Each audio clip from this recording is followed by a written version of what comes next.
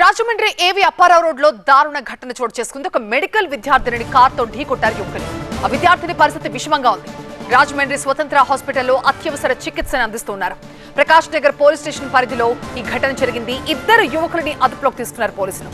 ఆ నిందితులని కఠినంగా శిక్షించాలంటూ విద్యార్థులు డిమాండ్ చేస్తూ ఉన్నారు. రాజమండ్రిలోని ఏవి అప్పారావు రోడ్ లో యువకులు కారుతో మెడికల్ విద్యార్థిని ఢీకొట్టారు. దీంతో విద్యార్థిని తీవ్రంగా గాయపడింది. ప్రస్తుతం ఆమె కండిషన్ కూడా క్రిటికల్ గా ఉన్నట్టుగా తెలుస్తోంది.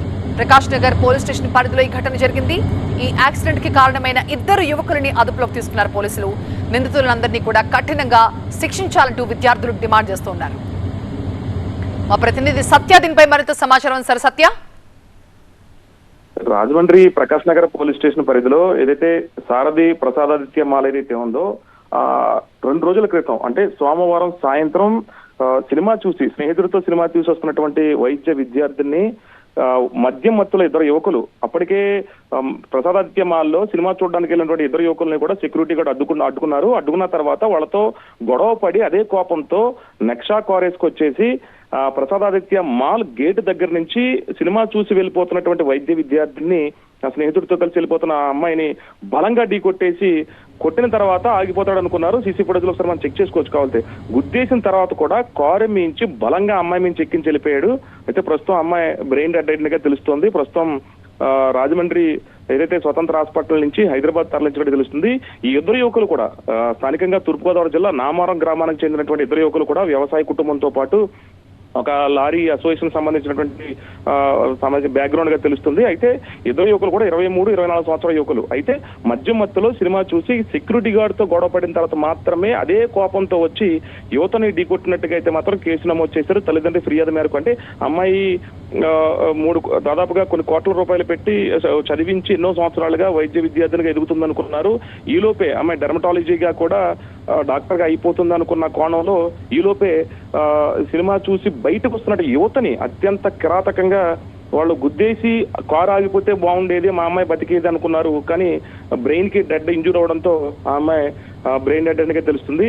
హైదరాబాద్ తరలించినప్పటికీ కూడా ఫలితం లేకుండా పోయింది. ప్రస్తుతం అయితే మాత్రం ప్రకాష్ నగర్ పోలీస్ స్టేషన్ లో ఇద్దరు యువకులను అదుపులోకి తీసుకున్నారు. ఇద్దరు యువకుల మీద కూడా కేసు నమోదు చేశారు. అటు ఏదైతే ప్రసాదాదిత్య మాల్ ఉందో మాల్లో సెక్యూరిటీతో గొడవ పడినటువంటి ఘటన నేపథ్యంలో అదొక కేసు. అలాగే ఈ వైద్య విద్యార్థిని జిఎస్ఎల్ కాలేజీలో మెడికల్ కాలేజీలో వైద్య విద్యను అభ్యసిస్తున్నటువంటి ఈ అమ్మాయి ఎవరైతే ఉన్నారో డెర్మటాలజీకి సంబంధించినటువంటి వ్యక్తిని అభ్యసిస్తుంది.